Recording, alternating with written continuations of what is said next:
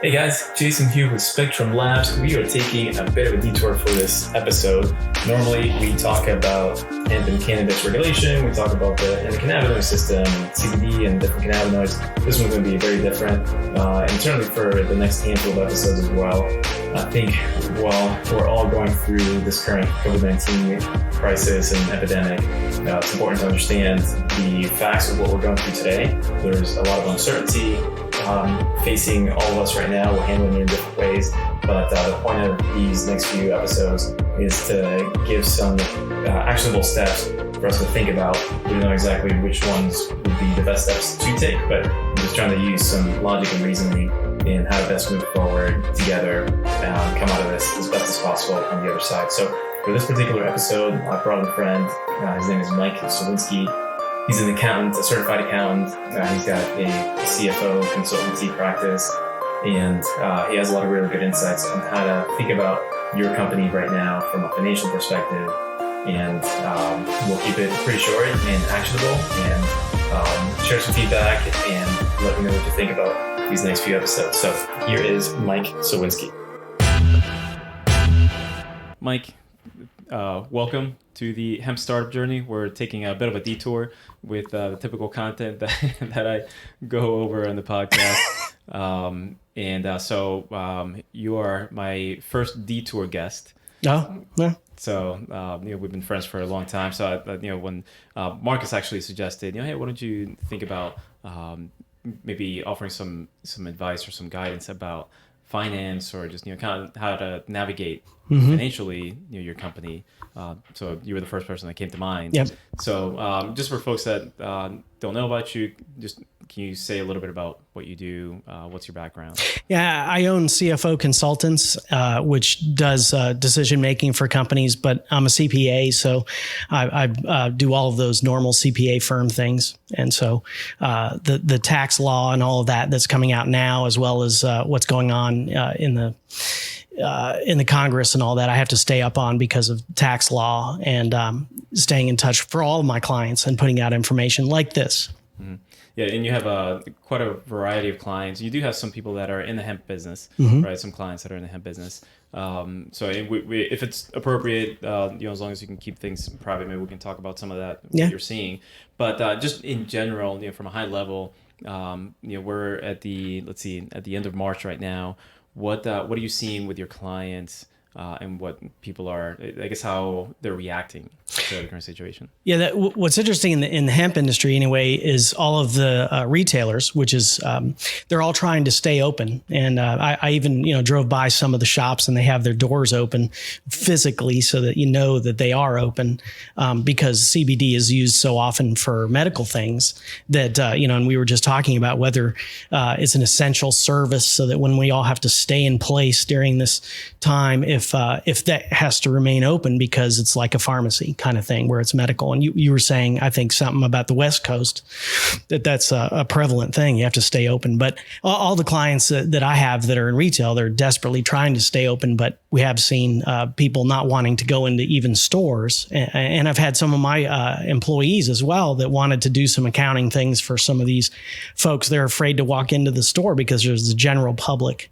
And accountants are fearful anyway, but all you have to do is put some germs in there. And now we're like, well, I'm not going there, Right. So you're trying to find electronic ways to communicate for that, like Skyping. I have a lot of those now. No one's coming to see me anymore for the same reasons. Yeah, sure. Okay. Even us together right now, I think is a dangerous thing. Well, we're pretty far apart. So, and plus we're each in a booth enclosed. And we're in hazmat suits, right, with masks on and face guards. Yeah. So I think we're okay. Yeah, that specialty mic you had for the suit was cool. That's awesome. Let's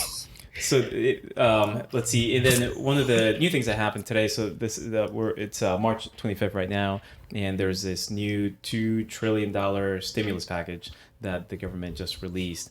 And we talked a little bit about that before. What's your take on it? Well, it seems like there's a lot of pieces that no one knows yet because they haven't actually signed it. And a lot of people ask me for advice before signing, and a lot of people get on the podcasts and listen to what all the politicians say. But that wasn't necessarily helpful because you're fearful anyway, and now you're listening to things that aren't exactly done yet. And so they're still arguing about it. But the reality is that what the Congress wants America to do is to employers to continue to employ the people that you can, and they'll give you the help to do that. And so this morning, Schumer talked about with the final deal, it's going to have unemployment on steroids. And so what they're saying is that they're going to have full unemployment benefits, which means that whatever you were making before, you're going to make after. And the government's going to pay for the rest of that. And you can remain you remain whole, that for the next 4 months, you will be paid in full as an employee. And then the second part of that for companies is to have a loan program, and they call it a loan, but really it's a grant. And it's a grant if you use the money in the right way. And so what they're saying is if you continue to employ your folks in the places that you can, I mean, some things are closed because they simply can't operate like a restaurant. But if you can employ people, and CBD, a retail store is a perfect example of where they want you to continue to employ your people, but they're going to support the small business owner by giving you 4 months of payroll money that you can use. And as long as you use it for payroll, then that loan, they're calling it, will be forgiven. And that's the latest version of now. It went into the dark hole and it's still in the black hole, but that's the latest version of those things. Yeah, I mean, those things tend to change pretty rapidly after they're released, right? I mean, if they're still in final negotiations and all that stuff. So. Well, and they put Planned Parenthood in there. I don't know why.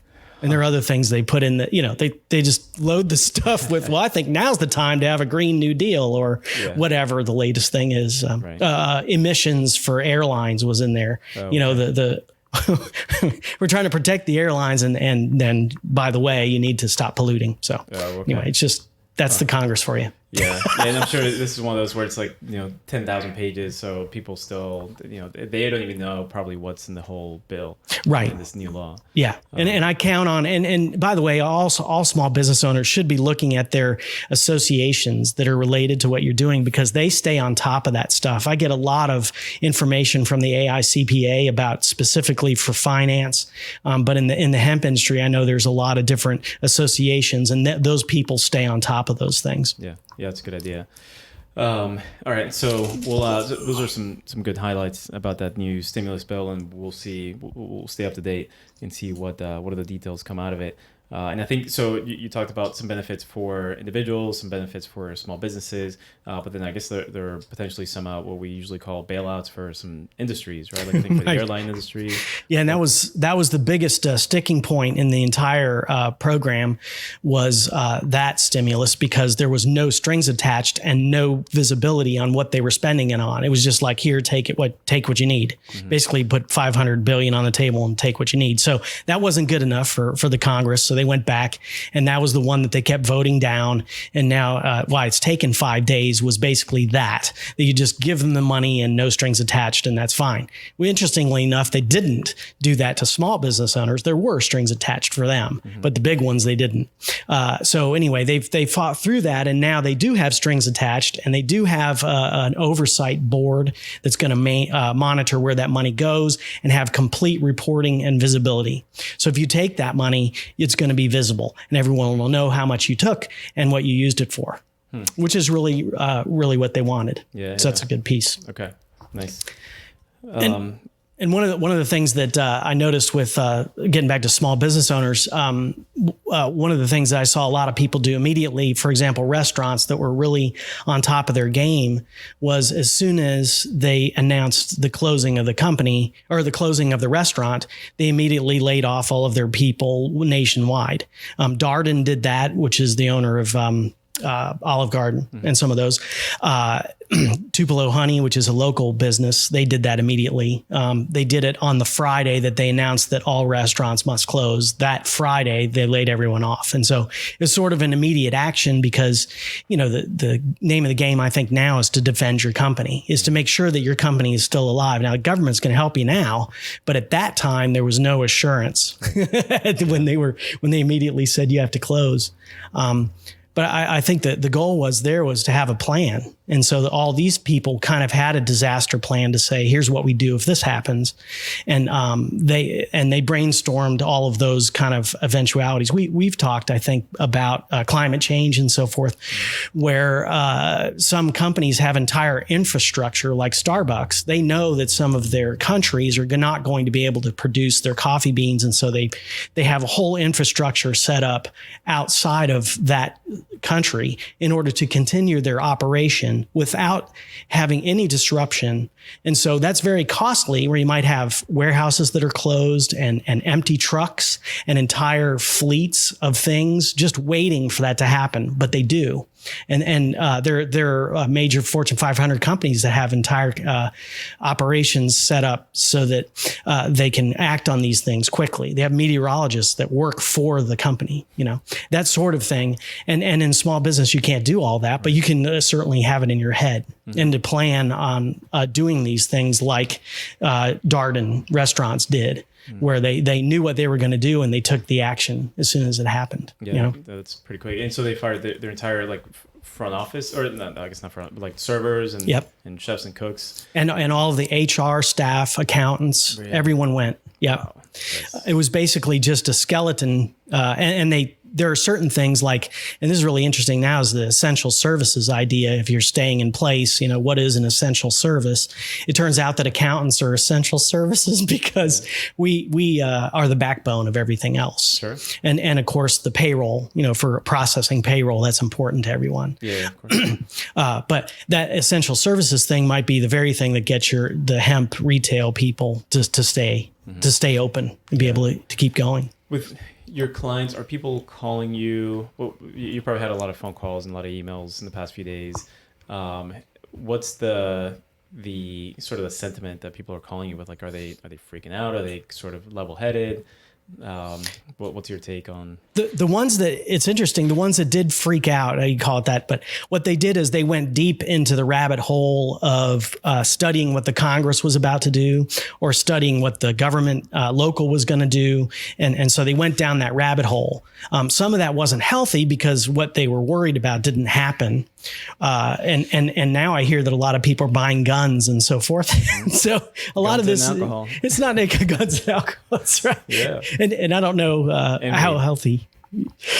And so some of that going down that rabbit hole was unhealthy. But another thing I found is that a lot of people are getting really insistent. They want to know more things. So if they have control of something, like let's say how much your refund is, and I tell them what the refund is, believe me, they want that like tomorrow. The very same day. And so they're a little bit stressed out with timing and a lot more worried about things they normally would be. Yeah. I mean, I guess the uncertainty is so strange. I mean, to know that you don't know how long it's going to be. Right. Like that's tough to take because, like businesses, I think in general, some people do it better than others. But, we plan, like we do a marketing plan or we do a plan to hire an employee or something like that. But, for in our lifetime, nobody's ever said you have to close your doors. Right. The end. Right. There's a period at that. Yeah. There's no okay, you close your doors for 2 days or 2 weeks or 2 months. It's just, you have to close your doors. And then I've certainly been, put myself in a really bad position of just coming back to the news every few minutes. It's been overwhelming. And so, of course, people have different opinions because, this is totally new to us. So some people say like, oh, well, we'll only be closed for a few days. And some folks saying like the rest of the year, like, nobody's going to be able to go outside. Yeah. And who knows how long restaurants will be closed. I just can't even imagine. Right. Yeah, exactly. So they've I guess the Congress has sort of said 4 months. Yeah. That's their assumption. Sure. Yeah.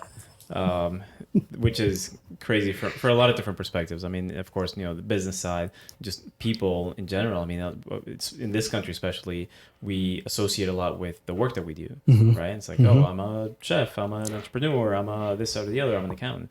And I think when that's taken away from you, that's really hard. And then you're then forced to be, let's say, secluded or isolated in your home.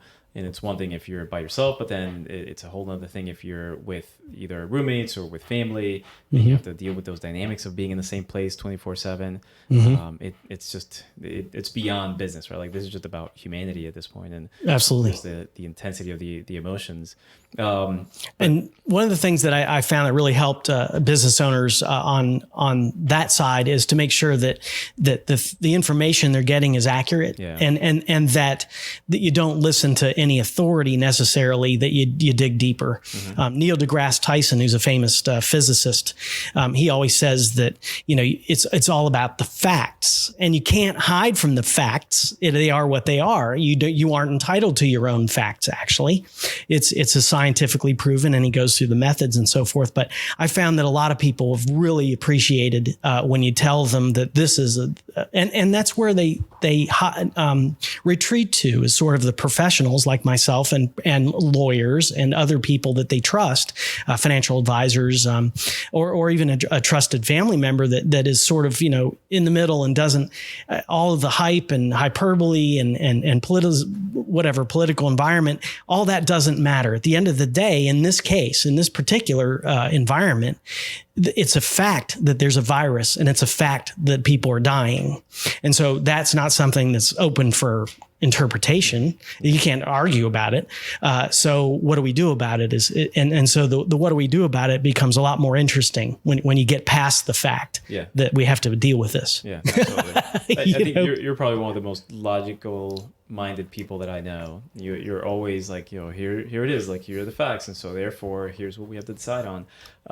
Do you find yourself, as much as you want to share, like, do you find yourself kind of teetering on that, like, emotional kind of indecision, or maybe the indecision is not the right word, but just moving away from the typical logical side of you? Yeah, the hard part is that all these are unknowns. And so even in my business, we're an essential service, and I've had absolutely no slowdown. It was tax season when this stuff hit. So I had more than enough work, and a lot of people want their stuff like now, like I was saying, they're a little more nervous about things. But even in spite of that, all of these things coming out from the Congress, I really don't know what they're going to come out with. And I don't know which direction I'll take the firm, because every small business owner has to do the right thing for their business, whatever that is.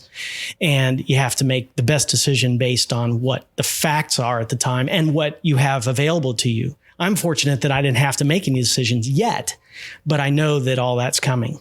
Yeah. And if the Congress is going to give you, for example, free payroll, why wouldn't everyone take advantage of that in this time? I think the problem in my business is certainly going to be collections, because all of my clients are feeling the problem more than I am. And some of them are in the hemp industry. Some of them are retailers, large retailers, and some of them are directly related to advertising or something that's not going to be restarted right away. And so when those things hit, I have to, take the actions I have to do for my business, but not until those things happen. And I think that's what the Congress's legislation is really about, is trying to help you if you're going to make a decision that's perfectly logical. But if you're going to make that decision, they're going to help you in every part of that. Yeah, for the individual, for the businesses, exactly, large and small companies. Yep. Okay. So now that we sort of, from this conversation, we understand the facts, right? Like, this is just a catastrophe of, great magnitude. It's just a fact. Here's where we are. So what about, let's talk about a couple different company scenarios, right? Let's talk about companies that, let's say they've done well so far, and you always talk about cash and cash flow, and so let's say that a company is positioned well. What should they be thinking about at this point with the uncertainty that lies ahead, right? What do you suggest? Well, it's really interesting, because Warren Buffett always said that when other people get concerned, I start to get greedy. And so it's kind of the same environment I'm seeing. I talk to bankers who bank only large, really successful companies, and the banker's message is, we're open for business. come in and get your money, whatever you need, whatever you want to do. And so what the really successful folks can do is take advantage of this time and look for opportunities. For example, if there is a failing business or someone's going to have a real problem and they're related to your business, you could actually buy them, or you could go into business with them, or provide them a loan that has a string to it that says that if you default, then I get your business, kind of thing. But you're helping others, but you're also expanding your business at the same time. Real estate there has been some impact to real estate already, with people worried about closings and so forth, but a lot of that's still moving forward. And so the pricing of real estate's going down. And so the opportunity for companies and individuals is going to be much greater in the near future. In fact, some appraisers of real estate have, balked right now because the uncertainty is hurting. How would you value a house right now and sign off to it? Because no one really knows what this means to their market. So it's a really stressful thing to be an appraiser right now in that environment, But those opportunities are definitely, and it's been a long time, 11 years or longer, where there was those opportunities that are going to come in front of these folks that have the ability to help, but also be able to, at the same time, increase your wealth and increase your business size. Mm-hmm. Okay. And what about on the other end? So companies that, let's say, maybe they were just barely treading water, right? Like they're cash strapped. Maybe business is not doing so great. So what should those companies consider doing right now? And that was, I have some of those, where you have a new business. And that's another thing that was an opportunity was these new businesses that just started up, or you just had a thing. There's going to be something in this package for everybody, because the ability to stay open and have your employees paid for is really a gigantic leap forward for them. But in terms of, the planning, hitting milestones, and when you're struggling, you got to see the ramp on the way out. We've you and I have gone through many ramps, and having that ramp and knowing what that looks like and hit those marks as you go is critical. The other is the metrics of the company before and after. Knowing the metrics of your company. I had I had a friend that had a boat, and he knew how many. He had a fish store, and that's how he bought his boat. And so everything in his life was how many fish he would have to sell. How many of these tropical fish? And he had it down to, that's 1,300 fish, or 2,000, and everything in his life was based on those fish. And that example can be put into service for any company, especially the ones that are struggling or at the beginning of a ramp, just to have an idea of what is that break even? Where is that fish? And also, how much are you willing to stick it out, right? Because you don't want to sacrifice your family or sacrifice your entire well-being because you're trying to start something. But on the other hand, you got to take that risk, because that's where the reward is at the end of that rainbow. Yeah, that's a good way to think about it. That's funny that your friend with the fish, like it wasn't dollar amounts. It was like how many fish did it take to buy that thing. Exactly. Oh yeah. And some other people have been taking advantage of lately was their relationship with vendors has been absolutely critical, because when you tell them, hey, the chips are down, and they know the chips are down too, but if you tell them what your ramp looks like, or you tell them how long it'll take to pay, or you set up a payment plan with them, they will provide you free lending. And so that's a great place to start, is with vendors to make sure that they know where you're at. Some people, for example, I was with I have a struggling countrywide wholesaler of foods. And so because of this thing, they were struggling. But then because of this crisis and everyone's in a grocery store, suddenly they're the star of the show. And so where a bank was very upset at them, and the bank is doing all sorts of things that are really upsetting to that retail or that wholesaler of foods, now that they're suddenly a bright star. And so this has not changed everything for the worse. Because the other thing I like to say about small businesses is when you have this relationship with your employees and you want to lay people off, or you want to help them, obviously everybody wants to help your employee, point them in a direction of a place that's still open. Grocery stores are if you fog a mirror, you can work at a grocery store right now. I can't believe you use that analogy. It's really Right. true. I mean, if you walk into a grocery store, you're hired, and this is and they're not a bad career. And there's a lot of food of any sort that's being sold. You know, all of the manufacturers of food, all of them are hiring as well.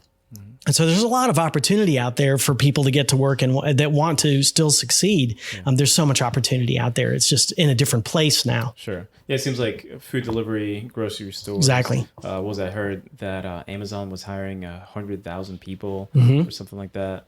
Have you heard anybody else that's really getting into hiring right now? Yeah, it was just all the major grocery stores that Fog and Mirror thing actually came from them, I think, because they're all hiring like that. You walk in and you're hired by the time your toe touches the front of it, because there's so much restocking that has to happen. And then of course, oh my gosh, the delivery industry, like you said, but all the truck drivers that are delivering the food to the places, and then all of the warehouse workers, it's insane. And all those are, and of course, pharmacies and all of those things that are, so what you're, right, healthcare. So what you're looking for is those essential services thing. If you want to get a job, now's the time, and all those essential services, because everyone needs you. Yeah. So, one of the things I've been thinking about is that in a time of, let's call it turmoil, or let's say if you are secluded to being home and maybe your job is at risk or not, it seems like this could be a good time to rethink what you're going to do after, sort of after the hump. Yep. And so let's talk about small businesses, small, medium-sized businesses that you work with, and some of the things that you typically see that these companies get wrong. What are the things to think about to fix today, right? Like if they can continue working right after this crisis, what are the things to think about and to fix today so that when we come out of it, that they're poised to be in a much better position, having taken advantage of gotten better over this time period. And that's there were a couple things that I always recommend to folks before this kind of thing. It's just a daily kind of reminder. And one is always to have an open line of credit. And so it's going to be for everyone a great time to talk to banks, because they're required, banks are required to give you this money. This is not like optional for the bank. They don't get to say, oh, who gets it and who doesn't. No, everyone gets the money for this particular purpose. So it's a great time to look at the whole picture with a banker and have some open lines of credit, because nothing makes you feel better than having $100,000 a stack of credit cards that you can it's okay. Your life's okay, regardless if there's a zombie apocalypse and everyone buys guns and starts fighting. You still have the ability to do what you need to do for your family. And that's the most important thing. And the other thing is diversification, because, whatever it is that might have hurt your business right now was likely caused because you didn't have more customers, or you didn't have different lines of business that aren't related to each other. I know you and your business have done that with hemp, but also other areas where you're into several different industries. It's not just one. And so if one's impacted, it doesn't impact the whole. Yeah. And I've certainly done that in my business, and I recommend it to everyone, is to have as much diversification as you can without losing focus on your products and stuff. And the other is planning, knowing, having those number of fish in mind and know exactly where those points are, because no matter what happens, you can always take action. And you can decide how many fish are dead before you decide you need to do something about that. And then the last thing that I thought about was take action based on the best facts you have at the time. Yeah. And that really will help you in everything that you do, but don't be rash about it. You don't want to, for example, in my business, if I had taken the cue from the restaurants and laid everyone off, that would have been exactly the wrong thing to do. Sure. Yeah. I hear you. So I know you hate this question, but I'm going to ask you anyway.